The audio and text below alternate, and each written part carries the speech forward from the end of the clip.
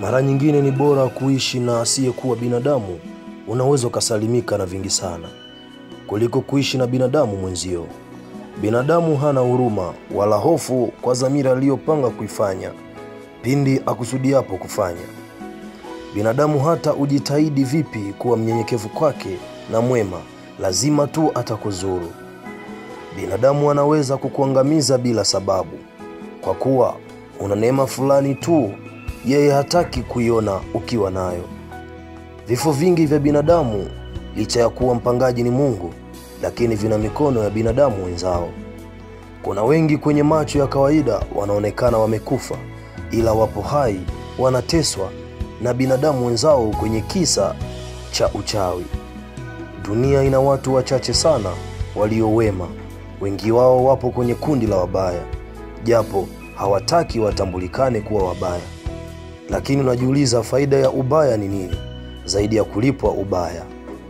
Ukitenda ubaya leo, hata kama utakufa bila kulipwa ubaya uliotenda, kizazi chako utakuwa umewaachia deni, watalipwa tu ubaya uliotenda wewe.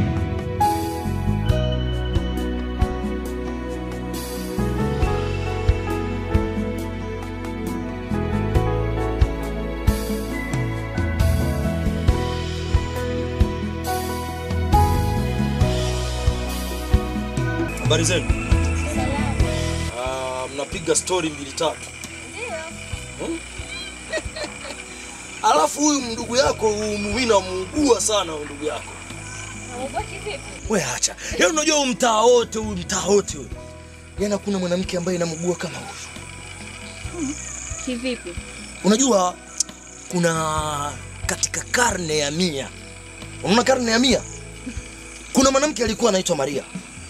Huyo mwanamke alikuwa mkimya, mpole, halafu mtaratibu sana. Halafu nikaja kugundua kumbe watu wapole ni watu wabaya katika ulimwengu. Alipokuja kuchukua mimba bila kutarajia, alizaa. Na wakati wa kuzaa hata mamake mzazi hakujua kama Maria alizaa. Hivi unafikiriaje watu kama hawa? Ndio maana nakwambia huyu ndugu yako mimi namuugua wewe. Acha tu. Sasa sikiliza, ilikuwa ni changamoto tu ya maskani ya watu wanazungumza. Inakuwaje umeshakula? Sasa sikiliza, mimi naenda, lakini mjitahidi sana mili yenu isiwe kama uwanja wa mpira vile. Kila mwanaume atakikuja anadokoa, kila akija anatokona. Unajua ni kwa nini? Ni kwa sababu ya tamaa. Wanawake wengi wamejaa tamaa. Najiuliza hivi wanawake wa mjini wanakuwa na tamaa kwa sababu ya magari, manyumba. Nyinyi mnakuwa na nani? Na tamaa kwa sababu ya mashamba na mihindi. Sasa hata mimi niondoke. Ilikuwa ni historia yenu tu hiyo 2-3, 1-3. Lakini jitahidini msije mkabeba mimba ambazo hamkutegemea, kwa sababu mimba ambazo hamkutegemea huwa zinakuwa zinaumiza kupita kiasi. Kama wewe umekuwa unaongea nini kwa mfano sasa? Yaani simpendi. Muda mwingine ujamaa ipo sahihi, kwa sababu maisha aliyoyasema hapa yani ni ya kwetu kabisa. Ndio wengine watu kama hao msimu na wadharau, wanasema ukweli. Kwa hiyo namuunga mkono sasa. Ndio. Kwa sababu mili yetu tushaifanya kama uwanja wa mpira. Kila anayetaka tunampatia. Mwanaume wa aina yoyote. Yaani sisi tuko free. Kwa nini tusijirekebishe? Ndio tunaniharibia tu siku.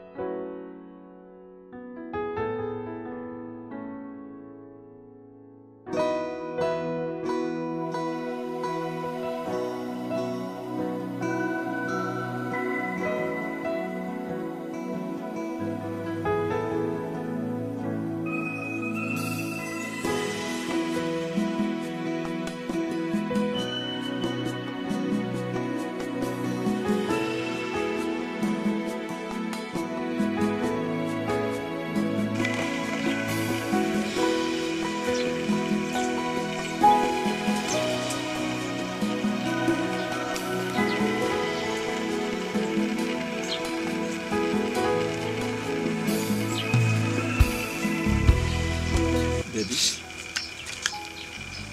kwa nini unalia?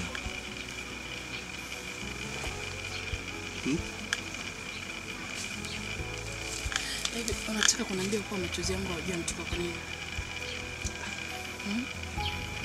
Na kuuliza hivi unataka kuniambia kwa hujui machozi yangu yanatoka kwa nini? Baby, sifahamu lolote. Hivi unategemea nini kabisa kutangaza matatizo yetu? Hivi unajua kuna kitu ambacho unafanya wewe kama mtoto mdogo ufikiri vizuri? Hivi unategemea uso wangu mimi ni upeleke wapi? Hivi unategemea mimi wazazi wangu naweza nikamwambia kitu gani katika matatizo yetu? Hivi kwa nini usikue msiri wewe? Baby, unajua hadi hivi bado unaendelea kunichanganya. Sielewi. Kwa nini usingelikuwa muwazi ili nielewe tatizo ni nini? Baby, kwani kulikoni? Unafikiria kwamba mimi ni mtoto mdogo wa kutangaza siri ambazo tunazozipanga mimi na wewe? No. Mimi siko mtoto mdogo wa kukurupuka tu mambo yasiyokuwa na msingi. Kama wewe si mtoto mdogo. Hivi unajua ni mangapi ambayo huko nje umetangaza wewe? Hivi unajua ni aibu gani ambayo mimi itanipata? Baby, kama mimi nimefanya mambo yale na wewe, sio kama eti sikupendi. Hivi chukua kwanza aibu yangu, chukua kwanza mzigo wangu mimi. Vaa kiato changu, uone ni magumu mangapi ambayo mimi naweza nikapata. Natambua kwamba aibu yako pia ni aibu yangu. Na siwezi nikafanya jambo lile ambalo unalifikiria wewe. Ambalo kesho linaweza kuja kuleta aibu kwenye mapenzi yetu. Aidha kwenye maisha yetu.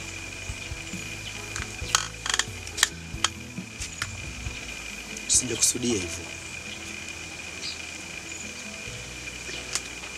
Pia naomba unielewe mimi peke yangu kama msiri wa maisha yako.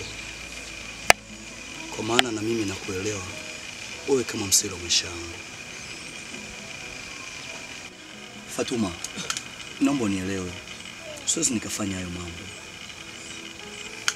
Niahidi kuwa mambo tuweze kuitoa nje. Zaidi ya kukuahidi, kama usitatokea kumwambia mtu yeyote.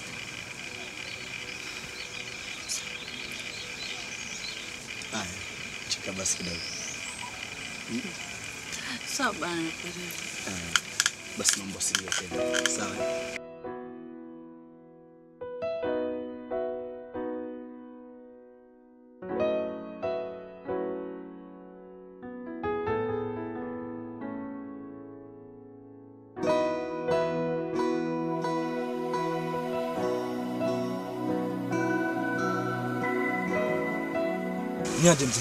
Niaje mzee? Poa kaka, kwema? Mimi hali yangu vizuri. Wewe vipi? Kwa siku ya leo nahisi kwamba hali yangu si nzuri. Si nzuri? Unamaanisha nini? Bro. Yaani mimi mwenyewe sielewi. Yaani kitu ambacho nimekuwa na kihifadhi kama siri. Leo nashangaa Fatuma ameniitisha na kuniambia kwamba amesikia siri ambayo tumekuwa tumehifadhi mimi na yeye, kwamba kila mtu amejua kwamba Fatuma ana ujauzito. Unasema nini? Haya mambo nilikwambia wafanye bado mapema, kabla bado watu hawajajua. Mimi nimekusikia na ndio ilikuwa kusudio langu, Mimi mwenyewe sikuwa nataka kama watu wanaweza kaja kutambua. Lakini unajua kwamba wewe ndiye msaada wangu, na hakuna mtu mwingine wote ule angenipatia msaada zaidi yako. Sikiliza nikwambie, katika maisha kabla hujaomba msaada, wewe mwenyewe unastahili kuwa msaada ndani ya maisha yako. Unanielewa? Sawa, nakuelewa. Lakini haya mambo tumekuwa tumeshaongea. Tumeongea na tumemaliza. Unatakiwa kunisaidia Dani. Sawa, nikuelewa.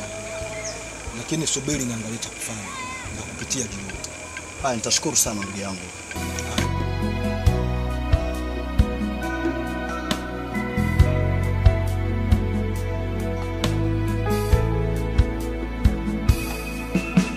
Tunaongea mengi sana. Unawaza nini katika future yetu? Unajua ni mpenzi wangu. Mimi siko fundi sana wa kuongea. Lakini kile ambacho mimi natarajia kwako, napenda siku moja tukifunga ndoa tupate kutengeneza familia kubwa. Nishapendana na wanaume wengi, lakini wewe ni tofauti sana. Yaani wale walinichezea sana, lakini una ndoto na mimi kabisa. Kwa maana yote ninaongea, mimi naona kabisa una ndoto na mimi. Baby, wala usijali. Kitu kimoja naweza nikakwambia, ondoa shaka kwangu, maana mimi ndio nimefika tayari. Ndio maana nakupenda. Alafu baby, hivyo utanioa? Baby kabisa, usijali juu ya hilo. Maana kiupande wangu mimi najipanga ya kutosha na natarajia hapa muda si mrefu nataka uniruhusu kuja kwenu. Bibi, kwa hapo mimi sina kipingamizi. Maana wewe ni mwanamwana ndugu zangu. Yaani mimi nikitizama sio kama wale wengine. Alafu baby, wewe siku yote nitajisikia. Ndio nyumbani nitakutambulisha. Mimi nataka leo. Sawa, haina tatizo. Wacha. Ghafla tu hivi unakubali? Maana mimi nakupenda kwa nipenda. Basi tujipe muda, najua kila kitu kitakuwa sawa. Sawa baby. I love you so much baby. I love you too.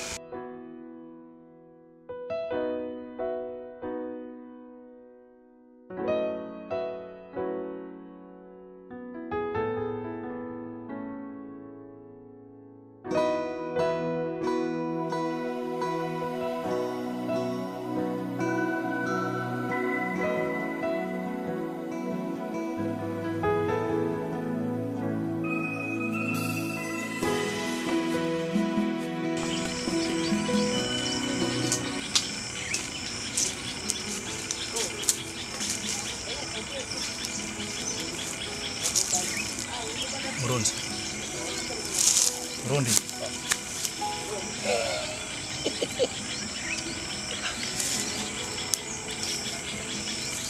Hali yako vipi? Yaani umekuja na imeanza kusinzia kabisa, nusu fainali. Inakuwaje? Mimi nipo sawa. Wewe ndo nani kwanza, unaitwa nani? Kono umemsahau? Yaani vijana kwenye hii mtaani wengi sana kupita kiasi kwamba anaanza kuwasahau hata wengine. Yaani nafikia kipindi hata mwenyewe najisahau. Sikia sasa umeanza maneno yako. Mimi ni Mr. Juma. Mimi nakujua wewe Juma, wewe nakujua. Wewe si mimi nakujua. Wewe si rafiki yangu wewe. Ndio. Sasa mimi kuna kitu ambacho kimefanya niwe hapa. Wewe unakuja kunitafuta nini? Sio kama vile kutafuta, lakini nahitaji unisaidie.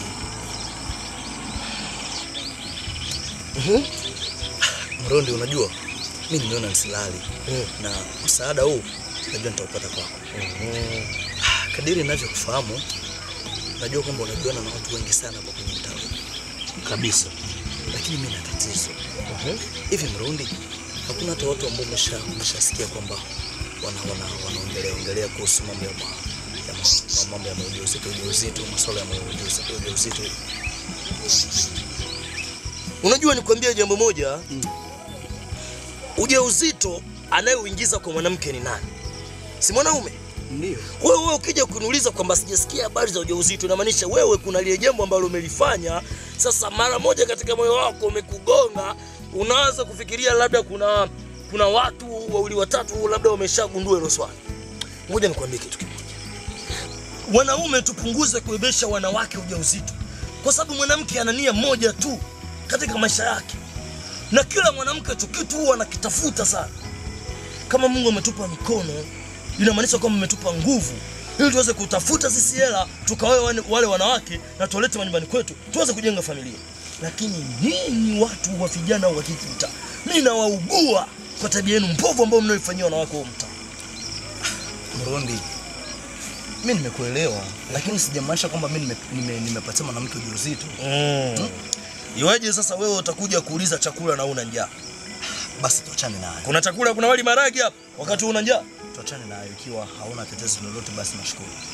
Haya, asante sana. Karibu kuja kuniona usiku kama utakaribia ndani fresh. Naona lengo langu limekamilika. Lile ambalo nimekuwa nakusudia basi nimelipata. Sawa sawa. Basi acha nikutakie jioni njema. Haya. Lakini mimi nimekusoma ndani kabla tu sijafungua gazeti lako. Nilikuwa nimeona title vile ninavyosema ya kwamba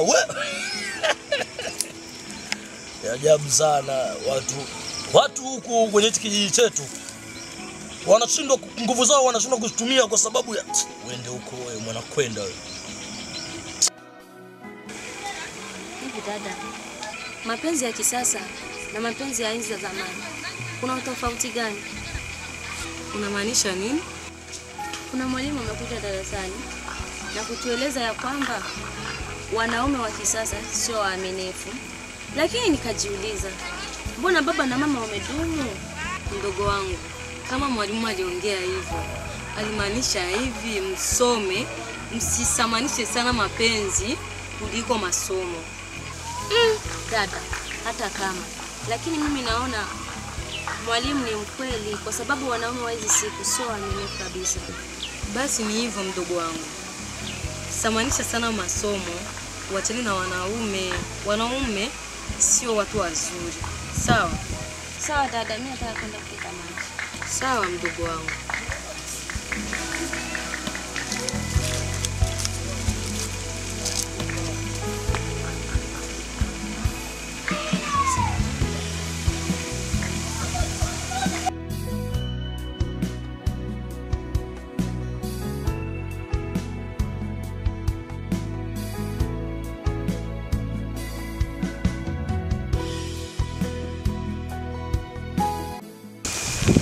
Juma, karibu sana. Safi bro. Karibu. Asante bwana. Habari yako? Safi bro. Upo? Mimi niko tu hapa. Toka juzi yani sikuone, sikusikii. Taweza bana, kuna mambo yamekuwa yananibana ndio maana nilikuwa sionekani. Basi ndio maana nimeona nje nikuangalie kwa maana nimejua si kawaida yetu. Ya, nashukuru sana pia hilo. Mpe mapya sasa. Mapya, kazi imekuwa kubwa sana shambani. Yaani jana nimelima mpaka kichwa kubwa. Pole sana. Nikitarajia kama utakuja hata mida jioni, lakini kukuona sikuoni. Unajua bana, siku zinapita tumefanya kazi sana. Ndio maana kwanza nitaka kazi siku mbili nipumzike kwanza. Angalau nguvu zirudie tena. Si unajua tena michoko bana. Ni kweli rafiki yangu. Unajua tatizo la mwanadamu. Na siku ambazo zaja naona kama vile na mimi nitakuwa na tatizo kidogo kwa sababu ya kazi. Kulikoni bro? Mbona sikuelewi? Tuache. Kwanza naambia vipi mambo mengine? Mwanzo mimi hapa nina furaha kwanza kwa maana nimeshakamilisha tayari. Yule mtu nimeshamweka mkononi. Wacha wewe. Mimi nakwambia bro, wewe unajua mambo yangu tena. Yaani mtoto kashada hata kinoma. Yaani niko pale natimiza malengo yangu tu basi naachia. Bro. Lakini unajisikiaje kufanya hiyo tabia? Tambua kama yule ni dada wa mwenzako. Kesho naona unaweza kuwa kwa dada yako. Ikitokea kwenye familia yako unaweza kujisikiaje wewe? Bro, sikiliza, wale hatuchangia hata familia. Kwa nini unaonea huruma? Mimi yule mwanamke kashanasa kabisa kwangu. Mimi niko pale tu natimiza malengo yangu na achana naye. Kwani unahofia nini lakini? Hata kama unajua sipo kitaka wewe usikifanyie mwenzio. Ndio unatakiwa kubadilika. Please. Bro, achana na tabia. Usijali. Mimi najua siku yangu ya mabadiliko haijafika. Siku nitabadilika utaniona. Haya, tuachane na hayo.